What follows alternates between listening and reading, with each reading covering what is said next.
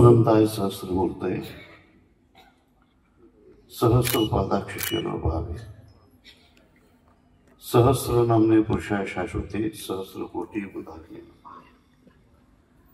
आदिनाथांपासून समर्थ ज्ञानेश्वरांपर्यंत चालत आलेल्या गुरु परंपरेला अनेक प्रणिपात करून मराठवाडा सेवक प्रतिष्ठान 77वा मराठवाडा मुक्ती संग्राम दिनानिमित्त राज्यस्तरीय मराठवाडा रत्न पुरस्कार सोहळा या मंचावरती या व्यासपीठावरती आत्ताच संपन्न झाला। त्या अनुषंगाने अगोदर सर्व जितके काही पुरस्कार रत्न आहेत त्यांना मनापासून मी शुभेच्छा देऊ इच्छितो। व्यासपीठावर उपस्थित असलेल्या या कार्यक्रमाचे अध्यक्ष ज्यांनी मनोगत आता व्यक्त केलं सन्माननीय श्री व्यंकटरावजी गायकवाड साहेब, प्रमुख पाहुणे पृथ्वीराजजी साहेब आणि उपस्थित आपण सर्वजण। पुरस्कारांमध्ये सर्व पुरुष मंडळी पण एकही माता मला दिसली नाही, थोडीशी मला याची खंत वाटते लक्षात।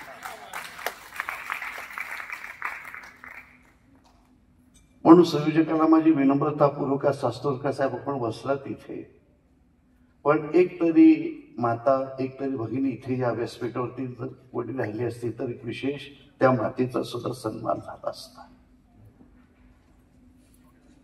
आज एखादा पुरुष आपल्या जीवनामध्ये आपल्या आयुष्यामध्ये तो इतका पुढे जातो, व्यवसायामध्ये पुढे जातो, पण बॅकबोन कोण असेल तर निश्चितच त्यांची अर्धांगिनी असते, धर्मपत्नी असते, ती स्त्री असते, ती माता असते, ती बहीण असते।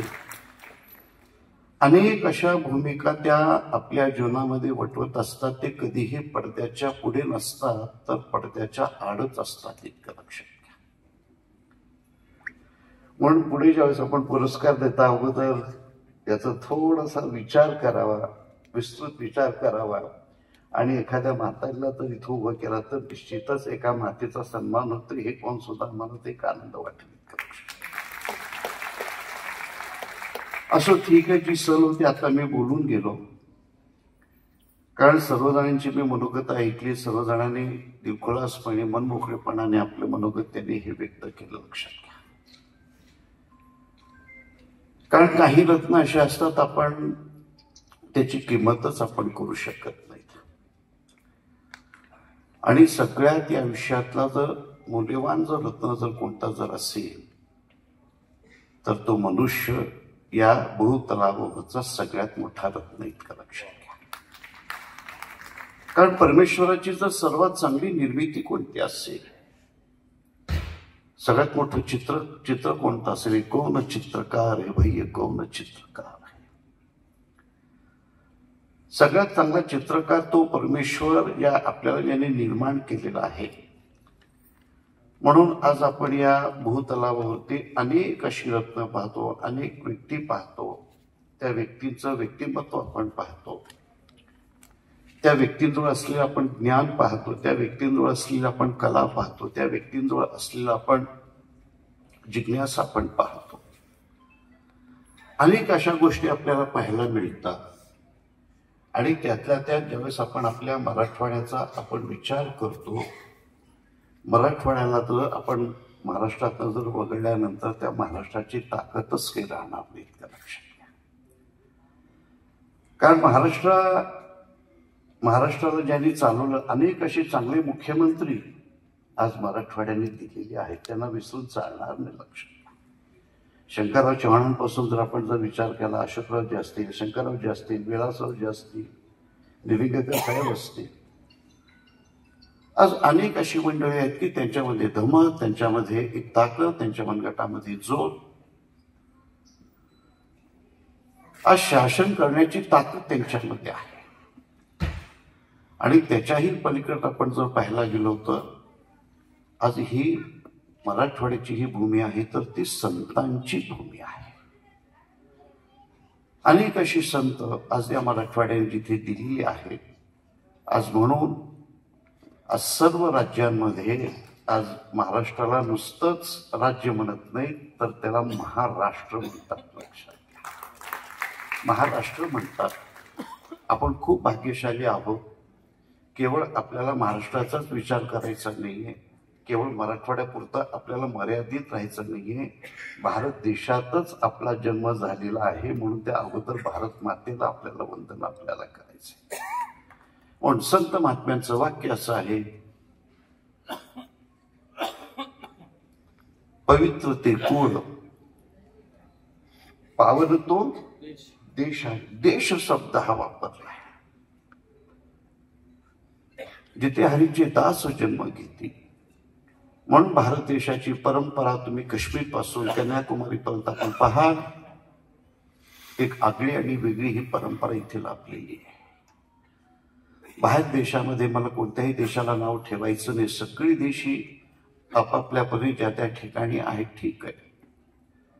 पण भारत देशातली संस्कृती पहा, परंपरा तुम्ही पहा. आज ही परंपरा कशाची आहे? त्यागाची परंपरा आहे. आज भारत देशामध्ये आज सर्व जगाला ज्ञान देण्याचं सामर्थ्य कशामध्ये आहे? तर निश्चितच या भारतीय लोकांमध्ये आहे. आणि इथे अनेक जण म्हणाले की बाबा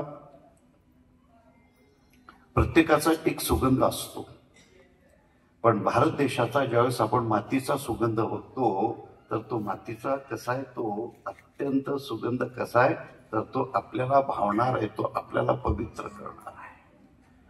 म्हणून अनेक जण ज्यावेळेस गंगासारख्या ठिकाणी जातात, तीर्थक्षेत्राच्या ठिकाणी जातात, पंढरपूर सारख्या ठिकाणी जातात, तर अगोदर काय करतात? तर तिथला जो गंध आहे किंवा तिथली माती आहे, ती माती आपल्या कपाळाला लावून घेतात. लक्षात घ्या. आणि म्हणून आज प्रत्येकाकडे आज जे सूक्ष्म अशा काही त्यांच्याकडे ज्या कला सूक्ष्म रूपाने त्यांच्या आज ज्या लपलेल्या आहेत, त्यांनी त्याला शोधून त्यांनी निश्चितच बाहेर हे काढायला पाहिजे. मला आवर्जून असं सांगायचं आहे, आज गेल्या 5 पिढ्यांपासून अवसाद संस्थानामध्ये श्री समर्थ सद्गुरू वीरनाथ मल्लनाथ महाराज संस्थान औसा गेल्या 5 पिढ्यांपासून आज आध्यात्मिक क्षेत्रामध्ये कार्यान्वित आहे. लक्षात घ्या. केवळ लोक आली, त्यांना केवळ माळ घातली, कान फुंकले, त्यांना उपदेश दिला, केवळ हाच उद्देश नाहीये. तर ती व्यक्ती अगोदर निर्व्यसनी कशी होईल, ती व्यक्ती अनेक अशा या व्यसनांपासून कशी दूर राहील, हा आमचा एक नुसताच प्रयत्न नाहीये, तर तो गुरुबाबांचा एक प्रामाणिक प्रयत्न. इतकं लक्षात, प्रामाणिक प्रयत्न आहे.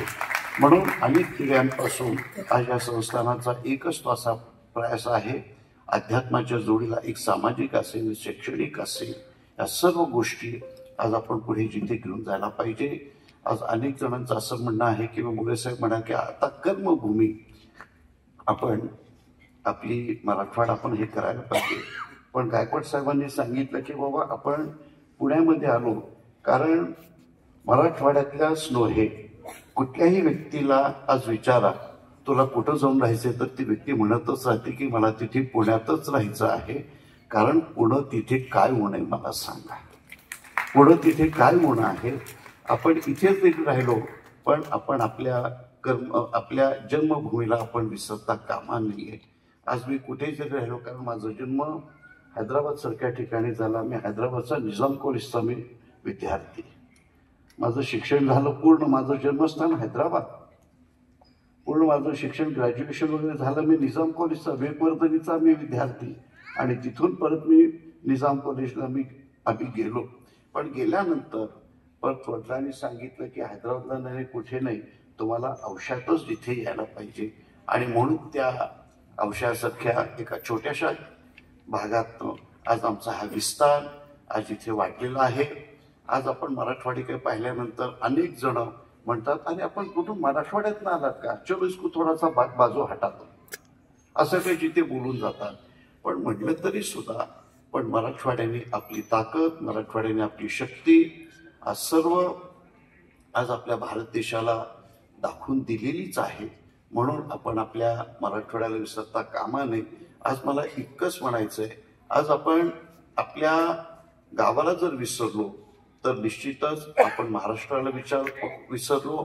आणि ज्या वेळेला हे ज्यांनी बलिदान दिलं मुक्तीसाठी त्यांना विसरलो म्हणजे आपल्या पूर्वजांना आपण विसरलो. इतकं लक्षात घ्या, आपल्या पूर्वजांना आपण विसरलो. केवळ आपण ज्या कुळामध्ये आपण जन्म घेतला तेच आपले पूर्वज नाही आहेत. आपले वडील असतील, आजोबा असतील, पणजोबा असतील, खापर पणजोबा असतील.